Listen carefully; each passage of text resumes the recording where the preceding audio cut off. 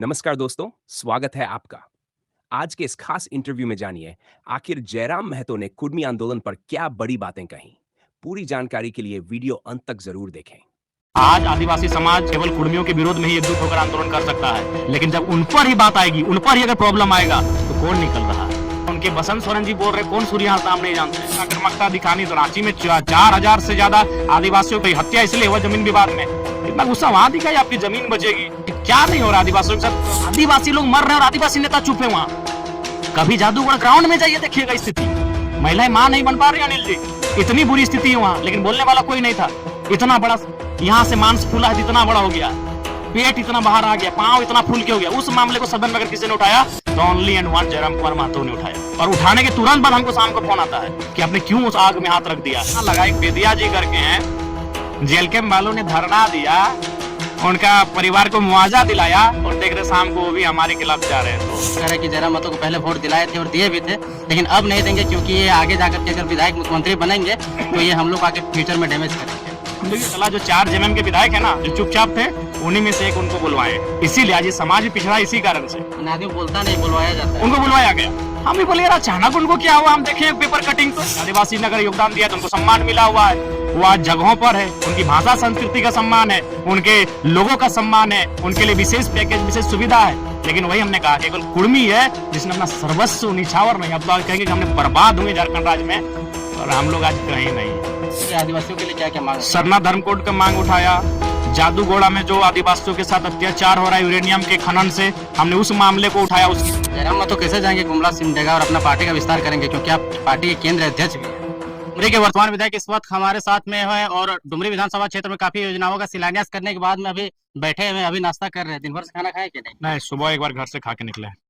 आप बता रहे थे कि पैर का स्थिति और डैमेज हो गया, क्या स्थिति है? आप देख लेना भाई, इसको मेरे को ना बोलने का चीज है। इतना इतना लोगों के पास आंख है, आप दिखा दे फूल गया पूरा, देखिए काला पड़ गया है। कैसे जांच करवाया? नहीं देखिए, अभी जांच नहीं करा पाए, समय नहीं मिला है, जांच कराएंगे, और जांच में अगर इस बार प्रॉब्लम निकलेगा तो एक दिन खुद एक वीडियो अपना बनाएंगे, जनता से माफी मांगेंगे, और कुछ दिन के लिए अज्ञातवास में चले जाएंगे, ना किसी से मिलेंगे ना किसी से जुलेंगे, फोन से समस्या का समाधान करने का प्रयास करेंगे। आपके जो कार्यकर्ता होंगे वो काम करेंगे? हाँ, कार्यकर्ता काम करेंगे, और अगर इमरजेंसी विधायक का, चूंकि हम तो फोन से ही समस्या का समाधान करते हैं, तो फोन हमारा अवेलेबल रहेगा, लेकिन मिलना जुलना छोड़ देंगे।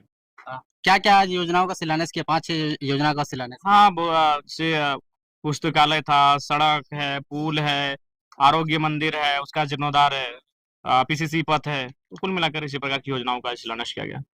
कल रामगढ़ के प्रकरण के बाद में आपका क्या रिएक्शन है? जिस प्रकार से आपका विरोध किया गया है, टाइगर को राष्ट्र पशु माना जाता है और आपको इंडिकेट करके आपका विरोध किया जा रहा है। ये बहुत ही दुर्भाग्य का विषय है। मैं उनसे बार बार यही पूछता हूँ कि वो इतनी नफरत क्यों भरे हैं। हमने तो जब कुर्मी समाज भी, हमें लगता है लाखों की संख्या में झारखंड के 40-50 स्टेशन में धरना दिए थे, उन्होंने किसी आदिवासी नेता का ना नाम लिया, ना किसी आदिवासियों के खिलाफ कोई स्लोगन या नारा लगाया। उनकी मांग सरकार से है, वो अपने आंदोलन के माध्यम से सरकार तक अपनी मांगों को आज विगत दशकों से पहुंचा रहे हैं। भारत देश एक संवैधानिक देश है, मांग मांगना हर किसी का अधिकार है, देना या ना देना भारत का संविधान का है।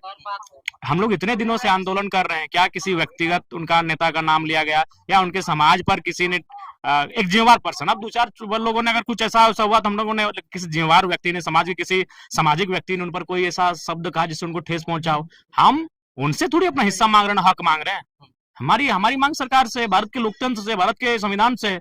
लेकिन वो जिस प्रकार से अपना प्रदर्शन कर रहे हैं, ये बहुत ही चिंताजनक है, और बहुत ही मैंने हास्यपद है कि वो क्या सोच रहे हैं। उनको इतना ही ऊर्जा और आक्रामकता दिखानी तो रांची में 4000 से ज्यादा आदिवासियों की मृत्यु, मैंने मौत इसीलिए, हत्या इसलिए हुआ जमीन विवाद में।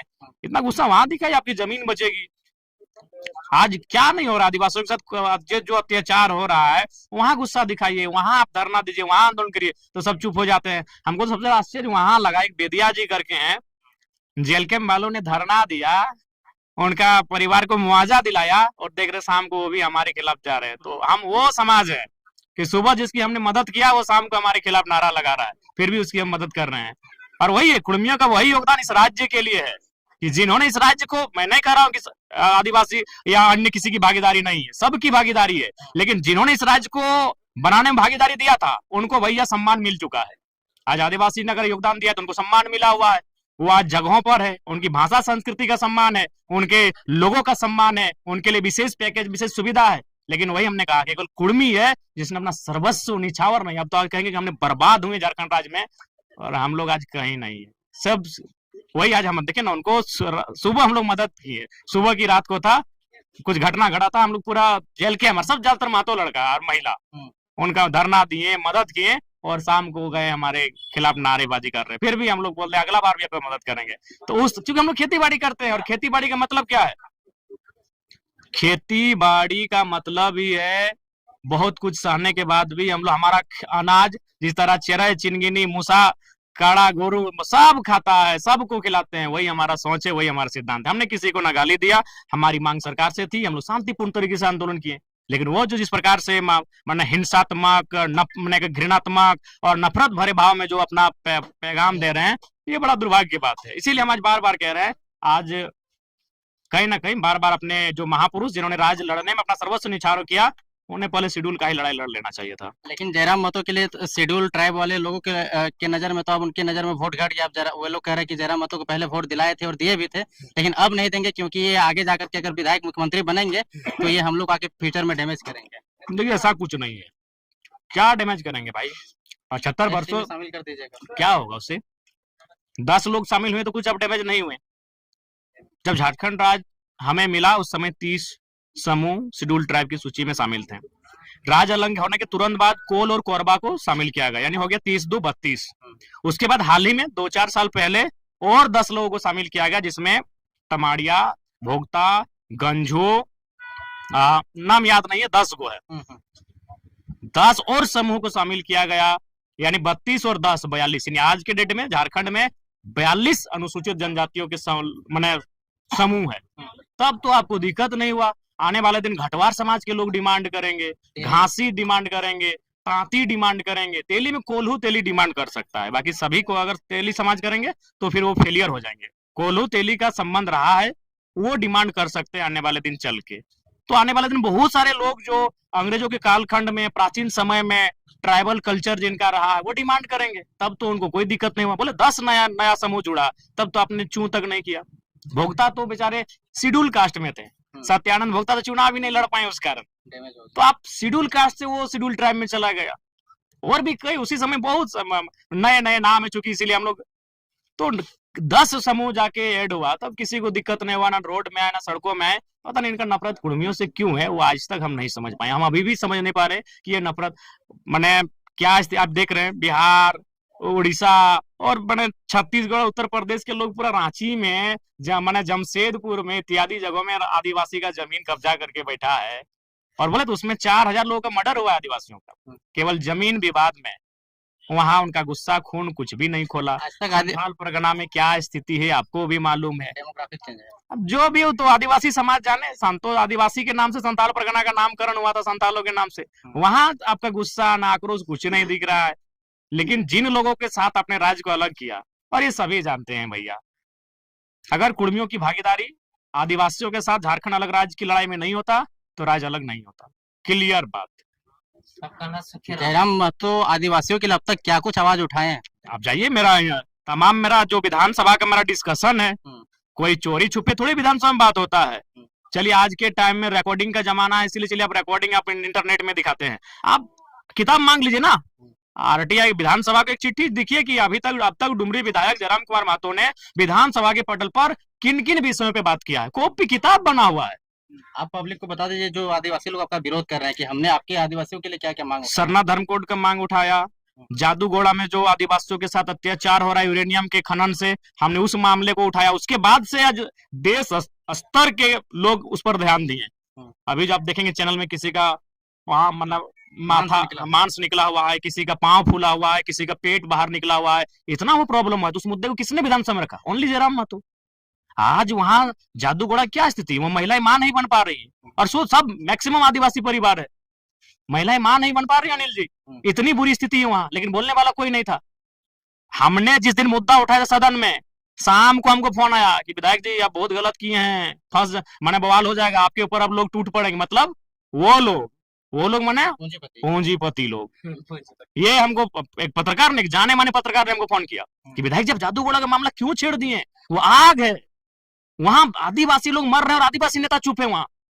कभी जादूगढ़ ग्राउंड में जाइए, देखिएगा स्थिति, देखे होंगे कवरेज में आप लोग, इतना बड़ा, यहाँ से मांस फूला है तो इतना बड़ा हो गया है, पेट इतना बाहर आ गया, पांव इतना फूल के हो गया। उस मामले को सदन में अगर किसी ने उठाया तो only and one Jairam Kumar Mahato ने उठाया, और उठाने के तुरंत बाद हमको शाम को फोन आता है कि आपने क्यों उस आग में हाथ रख दिया है। क्या हाथ वापस ले लीजिए। कायल वापस लेंगे, कायल वापस ले लेंगे। तो ऐसे अनगिनत मामले हैं। सुभाष मुंडा की हत्या हुई यहाँ पे आपका रांची में, उस मामले को मैंने सदन में उठाया। आपका याद होगा बोकारो में भी जमीन विवाद में एक आदिवासी की हत्या हुआ था, कोई सोरेन जी करके है, नहीं चंदन साइड में, तेलीडी साइड में, ये फोरलैंड में, उस मामले को मैंने सदन में उठाया। बोलिए तो आदिवासियों का कौन सा मामला इतने कम समय में मैंने नहीं उठाया। जयराम महतो कैसे जाएंगे गुमला सिमडेगा और अपना पार्टी का विस्तार करेंगे, क्योंकि आप पार्टी के केंद्र अध्यक्ष भी हैं।